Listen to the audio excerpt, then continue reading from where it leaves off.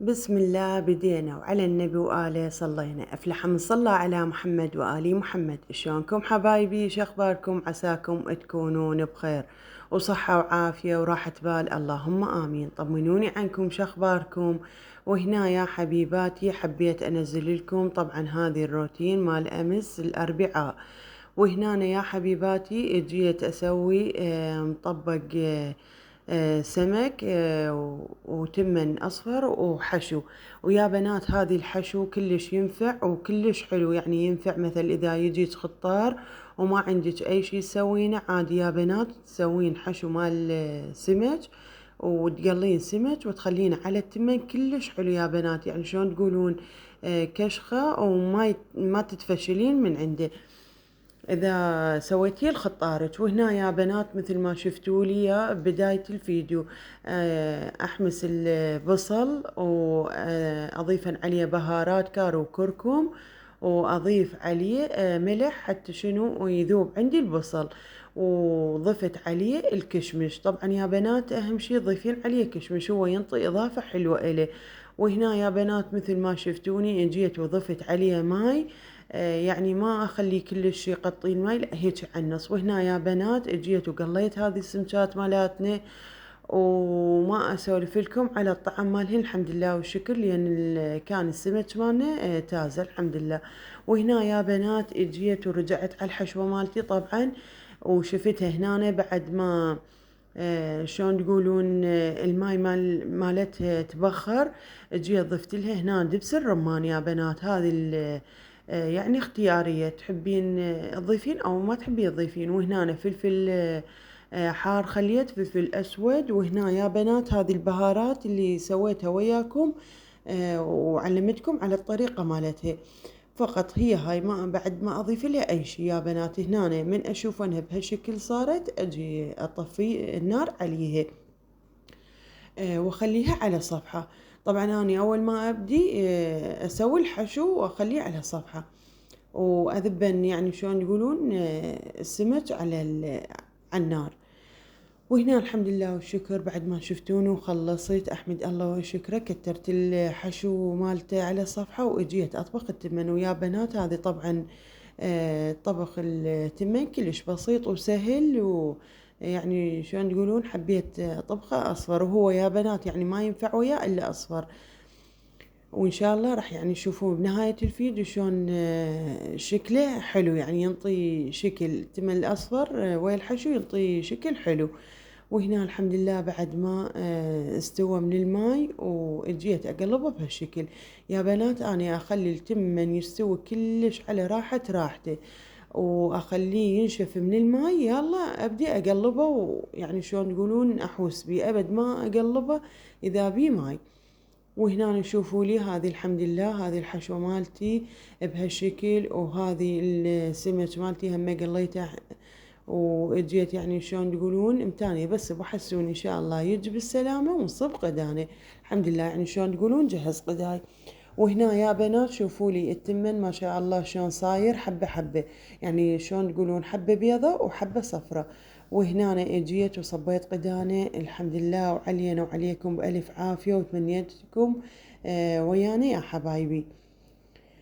وهنا الحمد لله والشكر بعد ما صبينا وتغديت أكيد وتغدينا ولملمت البيت، بعد تعرفون لازم زفر لازم تقومون ماكو كل شي، حتى الجهال تسبحونهم والله. وهنا الحمد لله بعد ما جلفت الماعين ورجعت كل شي مكانه ورتبت المطبخ الحمد لله بهالشكل، وراح تشوفون إن شاء الله. هنا أنا غسلت ماعيني وخليتهن يعني ينشفن على راحتهن.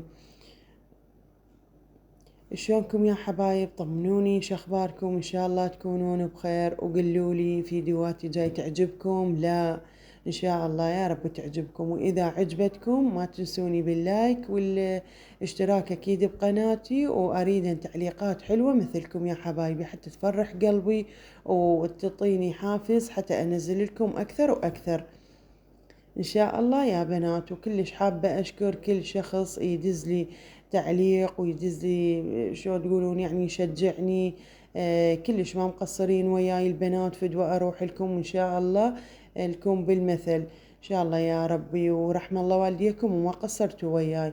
وهنا يا بنات بعدني مستمرة بغسل الماعين، وطبعا أنا أخلي التمن هذه التاوة يعني شلون تقولون أنقعهن على ما أجري في الطباخ وأخلص، بعدين أرجع أطيح من عندهن شلون التمن الزايد مثل الشي الباقي بالتاوة لازق، بعدين ألقاها كله الحمد لله والشكر يعني سهل علي هيك شغل. وهنا الحمد لله مثل ما تعرفوني انتم ومن زمان على هذه اللقطة، فحبيت أشاركها وياكم. طبعا أني يا بنات أحب أن هذه المعطر مال الأرضية أمسح بيها المطبخ كله، حتى شنو والله ما أسولف لكم على الريحة تظل بالمطبخ تجنن.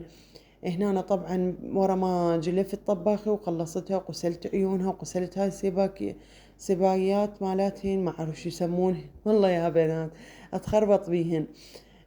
جيت خليت لها هنا معطر مال الأرضيات ومسحت بهالشكل، وشوفوا لي يا بنات يعني السنك بعد بوساخته وانتم بكرامة، يعني خليت الماعين منقعات على ما قلت يعني أجري في الطباخ وأخلص من عندها بعدين أرجع عليهن، حتى شنو يسهل عندي ويطيح شكو شي بالظال يعني جوا بالجدر أو التهوى.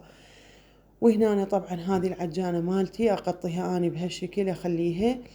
وهنا أنا يا بنات غسلت هذه الفراش مال الميز مال الطعام، وإن شاء الله والله أريد أبدله لأن من زمان فارشته وطبعا هو هم يعني شلون تقولون صار قديم. إن شاء الله شو وقت ما أروح للسوق أشتري لي واحد ويعني أبدل هذه الفراش، بس ولو يا بنات هو حلو وعاجبني يعني شكله، بس إن شاء الله أبدله ما أخليه. وهنا أنا الحمد لله بعد ما أكيد نظفت الأرضية جواها ومسحتها ومسحت هذه الكراسي، وشوفوا لي حتى مكناسي بعد هي بالأرض مخليتها. وهنا الحمد لله هذه آخر شيء.